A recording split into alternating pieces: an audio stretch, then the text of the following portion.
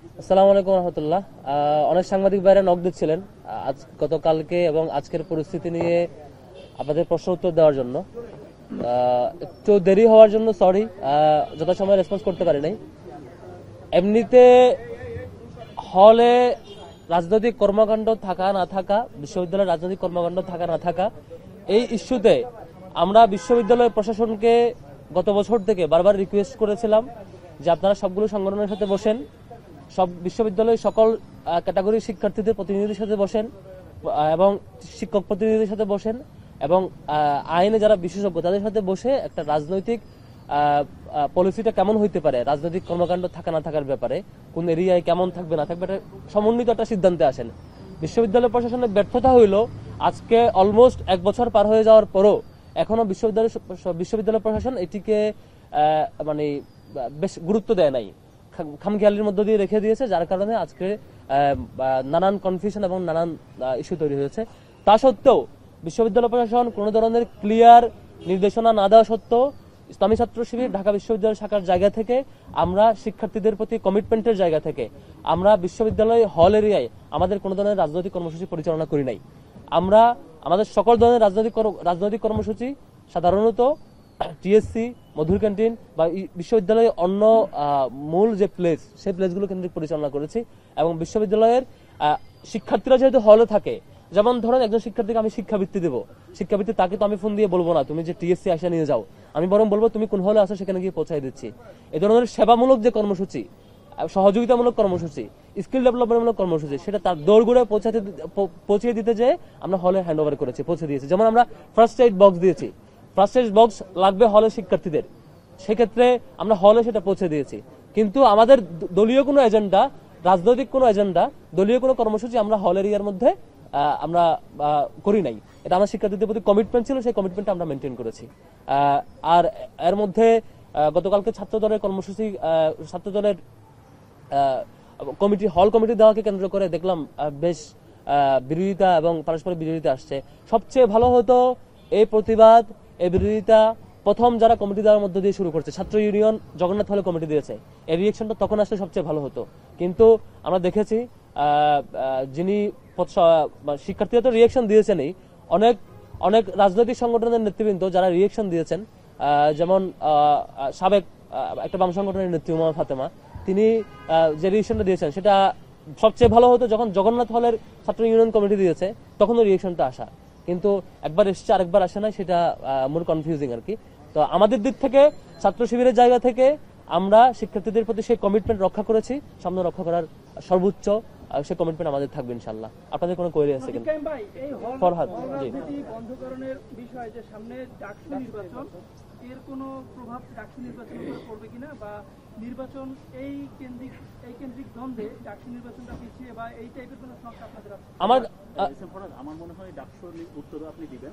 তার আগে আপনি একটু বলেন, বিশ্ববিদ্যালয়ের এই যে কালকে মৌখিক যে দিল, মৌখিক যে ঘোষণা, এইটা কি আপনাদের প্রতিক্রিয়া কি স্বাগত জানাচ্ছেন নাকি এটা আপনারা প্রত্যাখ্যান করছেন? বা বিশ্ববিদ্যালয় এই ধরনের মৌখিক ঘোষণা এর আগেও অনেক ঘোষণা দিয়েছে, অনেক কিছু বলেছে। আমরা বিশ্ববিদ্যালয় প্রশাসনের গত দীর্ঘদিনের যে ক্রোনোলজি দেখেছি, যে ধরনের কার্যক্রম দেখেছি, মৌখিক ঘোষণার উপর আমরা আস্থা রাখতে পারি না।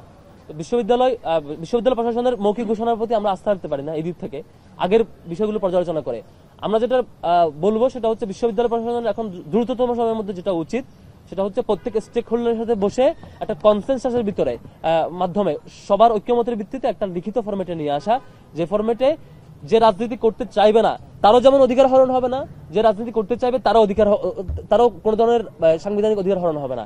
একই সাথে বিশ্ববিদ্যালয়ের অধিকাংশ শিক্ষার্থীর যে প্রত্যাশা, হল এবং আবাসিক এরিয়ার যে সেফ থাকা, এবং একই সাথে রাজনৈতিক সংগঠনগুলোর যে প্রত্যাশা বিশ্ববিদ্যালয় এরিয়ায় তার রাজনৈতিক কর্মসূচি বাস্তবায়ন করতে পারা, সবগুলোর সামষ্টিক প্রত্যাশাগুলো মাথায় রেখে এবং সবার সম্মতিতে একটা লিখিত ফরম্যাটে লিখিত অ্যানাউন্সমেন্ট আসার আগ পর্যন্ত শুধুমাত্র মৌখিক ঘোষণার উপর আমরা কোনো ধরনের আস্থা রাখতে পারছি না।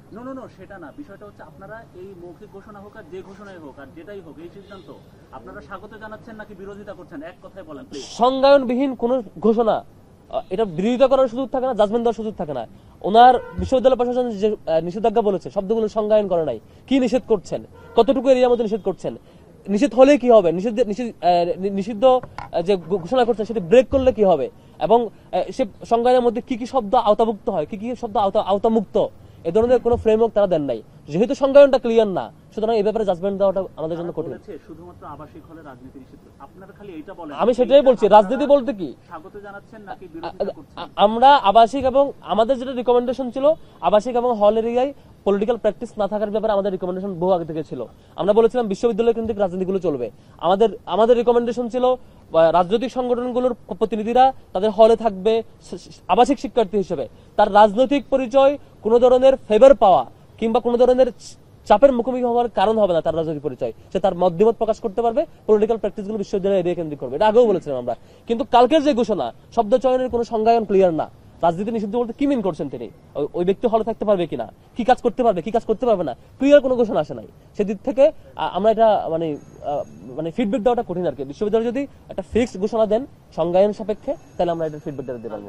শিক্ষার্থীরা যখন রাস্তায় নেমে আসে, নারী শিক্ষার্থী বা সব শিক্ষার্থী, এটার পেছনে শিবিরকে অনেকে দায়ী করছেন, আপনারা কি বলবেন? এটার পেছনে নাকি আপনারা কলকাঠি নাড়ছেন, আসলে কি? আমরা ইসলামী ছাত্র শিবির সাধারণত আমাদের যে কোনো জিনিস নিয়মতান্ত্রিক হইতে ফলো করি। আমরা যদি কোনো প্রতিবাদ জানাতে হয় সেটা শিবিরের বাইনে ব্যানারে মিছিল করব। আর আমাদের যদি কোনো কিছু মানে রিকমেন্ড করতে হয়, আমরা সেই রিকমেন্ডেশনটা আমরা ইউনিভার্সিটি প্রশাসনকে রিকমেন্ড করি। এর আগেও করেছি। এই যে হলে আবাসিক এরিয়ার রাজনীতি থাকা না থাকা ইস্যুতে আমরা রিকমেন্ডেশনটা আমরা এর আগেও বহুবার করেছি বিশ্ববিদ্যালয় প্রশাসনকে। আমি শেষ করি ভাই। গতকালকে আপনারা দেখেছেন যে একটা হলে শিবিরের পক্ষ থেকে দেওয়া পানির ফিল্টার ভাঙচুর চালাইছে। তার মানে কি এটা আমরা চালাইছি? এই ধরনের এগুলো দ্বিচারিতা কারো মানে আমরা স্পষ্টত দেখেছি এখানে মানে শিক্ষার্থীদের একটা ক্ষোভের বহিঃপ্রকাশ ছিল তা সত্য, কিন্তু একই সাথে কিছু রাজনৈতিক ব্যক্তি যারা নিজেদেরকে ইদানিং ধরে নির্দলীয় দাবি করছেন, কিছু রাজনৈতিক ব্যক্তি যারা নিজেদেরকে অরাজনৈতিক দাবি করছেন, কিছু বামদলীয় ব্যক্তি যারা নিজেদেরকে অরাজনৈতিক বলে নির্দলীয় হিসেবে প্রতিনিধিত্ব করতে চাচ্ছেন, মানে ডাবল স্ট্যান্ডার্ড রোল প্লে করছেন, তারা মূলত বিভিন্ন বিষয় আমাদের উপর চাপিয়ে দিতে চান। এই ধরনের চাপিয়ে দিয়ে খুব বেশি টিকবে না আর কি। হ্যাঁ, প্রথমত হচ্ছে আপনারা বলছেন যে সকল স্টক হোল্ডার বা সংগঠনগুলোর সাথে প্রশাসনের বসা উচিত ছিল 1 বছর আগে। আজকে আমাদেরকে বলেছেন যে ওনারা আজকের মধ্যে বসতে চান বা খুব দ্রুত বসতে চান। এখন পর্যন্ত কোনো যোগাযোগ করেছেন কিনা? জি ভাই, বর্তমানে ছাত্র রাজনীতি নিয়ে সাধারণ শিক্ষার্থীদের মনে যে একটা বিরূপ একটা প্রতিক্রিয়া বা একটা ক্ষোভ বা ঘৃণা আমরা দেখতে পাচ্ছি, ধরে নেন ছাত্র রাজনীতি ক্যাম্পাসে বন্ধ হয়ে গেল, প্রশাসন কর্তৃক বন্ধ করে দিল, ক্যাম্পাসে বন্ধ হওয়ার প্রশ্ন আসে না। ক্যাম্পাসে বন্ধ হওয়ার প্রশ্ন আসে না, ক্যাম্পাসে বন্ধ হওয়ার আলাপও আসে না। এখানে হল এবং আবাসিক এরিয়ার আলাপ আসছে। হলে যদি বন্ধ হয়ে যায় সেক্ষেত্রে শিবিরের পরবর্তী কর্মসূচি কি থাকবে? তারা কি এটা মেনে নেবে কিনা বা তারা এটা গ্রহণ করবে কিনা? আমি এটা অলরেডি ক্লিয়ার করেছি। বিশ্ববিদ্যালয়ের কোনো হলে আমরা কোনো রাজনৈতিক কর্মসূচি এখন পর্যন্ত চালাই নাই। এটা শিক্ষার্থীদের আমাদের কমিটমেন্ট ছিল, প্রশ্ন আবার আসার কথা না। আর এদিকে যে প্রশ্ন আসছে, বিশ্ববিদ্যালয় প্রশাসন আমরা শুনতে পেয়েছি ইউনিভার্সিটি প্রশাসন সংগঠনগুলোর সাথে আলাপ করতে চান, বসতে চান, বসে তারা একটা কনসেনসাসের ভিত্তিতে সিদ্ধান্তে আসবেন। এটা ভালো, সবার সাথে আলাপ করে একটা কনসেনসাসের ভিত্তিতে সিদ্ধান্তে আসতে পারাটা ভালো। এটা জানতে পেরেছি, এখনো শিওর না আর কি। তো এটা আমরা আগেও বলেছিলাম সবগুলো সংগঠনের সাথে আলাপ করে একটা ফরম্যাটে আসা, তাহলে পলিটিক্যাল প্র্যাকটিস গুলো সুন্দর একটা গোছানো ফরম্যাটের মধ্যে দিয়ে থাকে আর কি। স্বীকার করেছিলেন হলগুলোতে আপনাদের ছোট ছোট টিম আছে। ইয়েস, এই টিমটা আসলে কোন ফরম্যাটে কাজ করেছে, কিভাবে কাজ করছে, এইটা ভবিষ্যতে কিভাবে কাজ করবে? বিশ্ববিদ্যালয়ের শিক্ষার্থীরা এটা নিয়ে সবচেয়ে বেশি অভিযোগ জানায়। আমি দুটো প্রশ্ন উত্তর একসাথে দেই। কিছুদিন আগে আমি একটা টক শোতে আমাদের টিম শব্দ উচ্চারণ করেছিলাম, ছোট ছোট টিম। এটা শুধু তখন আমি এর আগেও বলেছিলাম, কিন্তু একটা নির্দিষ্ট দলের এজেন্ডা বাস্তবায়ন করার জন্য তারা এই শুধুমাত্র এই ক্লিপ, পুরো বক্তব্য না শুনে ছোট্ট ক্লিপ প্রচার করে তাদের নিজেদের মানে ব্যর্থতা ঢাকার চেষ্টা করছে আর কি। এটা খুবই দুঃখজনক। আমি বলি দেখেন, প্রথমত এটা প্রচার করছে ছাত্র দলের দিক থেকে কেউ কেউ, আবার কেউ প্রচার করছে বাদশাহের দিক থেকে কেউ কেউ। বেশ কিছু সংগঠনকে আমরা দেখেছি তারা ব্যক্তির রাজনীতি করে, ব্যক্তির পিছনে পিছনে দৌড়ায়। একটা সংগঠনের 5 জনের মানে 5টা গ্রুপ, 10 জনের 10টা গ্রুপ, ওই ব্যক্তি উদ্যোগে সবকিছু করে। ব্যক্তির একটা বলয় থাকে, ব্যক্তি তার সুপিরিয়র ব্যক্তিকে মেনটেন করে, ওইখান থেকে নিয়ে সংগঠন চালায়। এটা সংগঠন বলা যায়, এটা ব্যক্তি পূজা। যারা এই ধরনের কাজ করে তারা সাংগঠনিক টিম ওয়ার্ক বুঝেন না। আমরা যেটা করি এটা হচ্ছে ব্যক্তি পূজা না। একজন এক হলে 5 জন থাকবে, 5 জন 5টা গ্রুপে মেনটেন করবে, 5 জন সুপিরিয়র ব্যক্তিরা মেনটেন করবে, সেখান থেকে টাকা নিয়ে এসে যার কাজ করবে, লোকজন নিয়ে ঘুরবে, এবং ব্যক্তির আলাদা কোরাম থাকবে। এই কোরাম পলিটিক্স আমরা পছন্দ করি না। আমরা যেটা করি সাংগঠনিক টিম ওয়ার্ক করি। টিম ওয়ার্কটা কিভাবে করে? ধরেন আমরা কুরবানির একটা ফেস্টিভ্যাল আয়োজন করেছিলাম, তাহলে আমরা প্রত্যেক হল থেকে ভলান্টিয়ার লাগবে না? ভলান্টিয়ার ওই সময়ের জন্য একটা সাময়িক টিম ওয়ার্কের জন্য একটা ভলান্টিয়ার টিম লাগবে। আমরা মনে করেন ফার্স্ট স্টেজ বক্স দিয়েছি, হলের প্রশাসনের কাছে ফার্স্ট স্টেজ বক্স পৌঁছে দেওয়া হবে। এখন হল প্রশাসনের কাছে ফার্স্ট স্টেজ বক্স যদি পৌঁছে দেওয়া হয়, 3-4 জনের একটা টিম তো আমার ইনস্ট্যান্ট ফর্ম করতে হবে যে তোমরা 3 জন এটা পৌঁছায় দাও। অর্থাৎ এজেন্ডা বেসিসে যখন যারা বাস্তবায়ন করবে আমাদের ভলান্টিয়ার টিম হয়, এটাকে বলেছিলাম আমি টিম। যখন যে কাজ বাস্তবায়ন করা হয় সেই কাজ সুন্দর টিম ওয়ার্কের মধ্যে দিয়ে সম্পন্ন হওয়ার জন্য আমাদের নানান ভলান্টিয়ার টিম লাগে। এটা হচ্ছে ভলান্টিয়ার টিম। আমরা হলে ওই যে ফ্রি হেলথ ক্যাম্প করেছিলাম, হলের বাইরে এরিয়াতে ইফতার বিতরণ করেছিলাম। যখন যে হলের শিক্ষার্থীরা সেবা গ্রহণ করবে সে হলের শিক্ষার্থীদেরকে ওয়েলকাম করার জন্য আমাদের ভলান্টিয়ার টিম লাগবে না?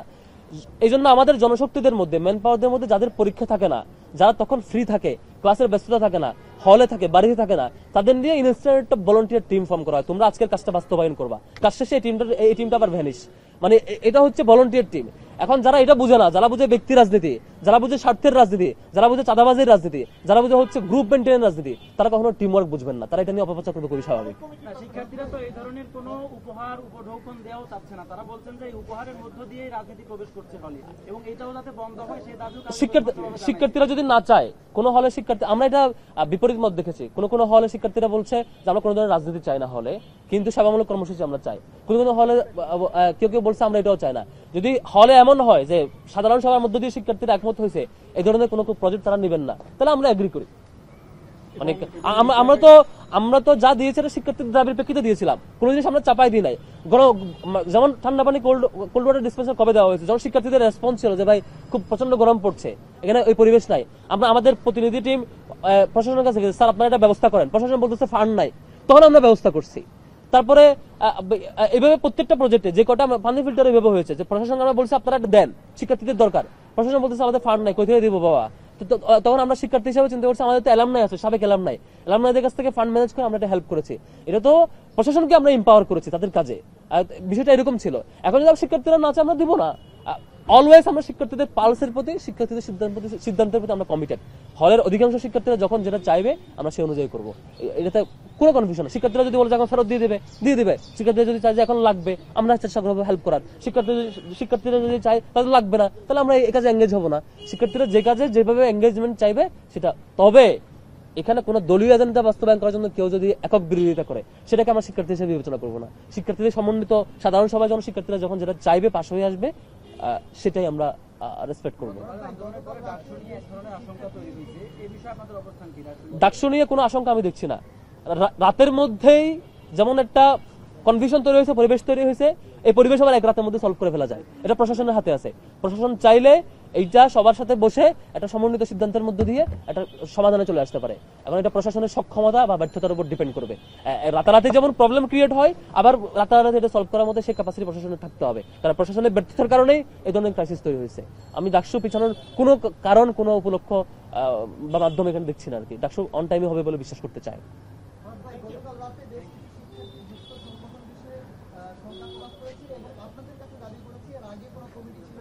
ওই শিক্ষার্থীর রাজনৈতিক পরিচয় খুঁজবেন, যে শিক্ষার্থীটা বলবে তার রাজনৈতিক পরিচয় নিশ্চিত পাবেন। উইদাউট রাজনৈতিক আইডেন্টিটি ছাড়া যদি কোনো শিক্ষার্থী এরকম বলে আমার সাথে বসায় দিবেন, তার কাছে আমি রিকমেন্ডেশন দেব। আর কিভাবে করলে এটাকে পাবলিক সংগঠন বলে। গত এই 5-7 মাস সময়ে ছাত্র শিবির যে ম্যাসিভ পর্যায়ে প্রোগ্রাম করছে, পাবলিক ইভেন্ট, তার ধারে কাছে কোনো সংগঠন করে নাই। তাও যদি কেউ এটা অভিযোগ দেয় তার কাছ থেকে আমি রিকমেন্ডেশন চাই, ভাই আর কিভাবে কাজ করতে পারি, রিকমেন্ডেশন দিবেন। আমার সংগঠনের কমিটি তো আমি দেই ভাই, আপনি তো দেন না। এখন যদি আমি কমিটি দেই নাই আর আমার উপর বলে যে কমিটি দাও, তাহলে কি আমার সংগঠনের পুলিশ আপনি ঠিক করবেন? তাহলে এটা তো ডাবল স্ট্যান্ডার্ড গিরি। কালকে একজন দেখলাম, বেশ হাসলাম অনেকক্ষণ, একজন বলেছে ছাত্র দলের কমিটি বিলুপ্ত করতে হবে আর শিবিরকে কমিটি দিতে হবে। একজনের বক্তব্য দেখলাম, আমি অনেকক্ষণ হাসলাম। মানে অদ্ভুত ব্যাপার, শিবির কমিটি সে দিবেন, আমি দিব। আমরা শিক্ষার্থীদের কমিটমেন্ট দিয়েছে, তো আমরা আমাদের কর্মসূচি কিভাবে চালাবো সেই কমিটমেন্টের বেসিসে চালাচ্ছি। কারো বাইরের মানে ফেব্রিকেটেড প্রস্তাবনা, কারো হচ্ছে সাজানো গুছানো প্রস্তাবনা, উদ্দেশ্য প্রণোদিত কথার ভিত্তিতে শিবির চলে না। শিবির তার দলীয় নির্দিষ্ট প্রিন্সিপালের ভিত্তিতে ছাত্র শিবির চলবে এবং সেই কমিটমেন্টের অনুযায়ী শিবির চলছে আর কি।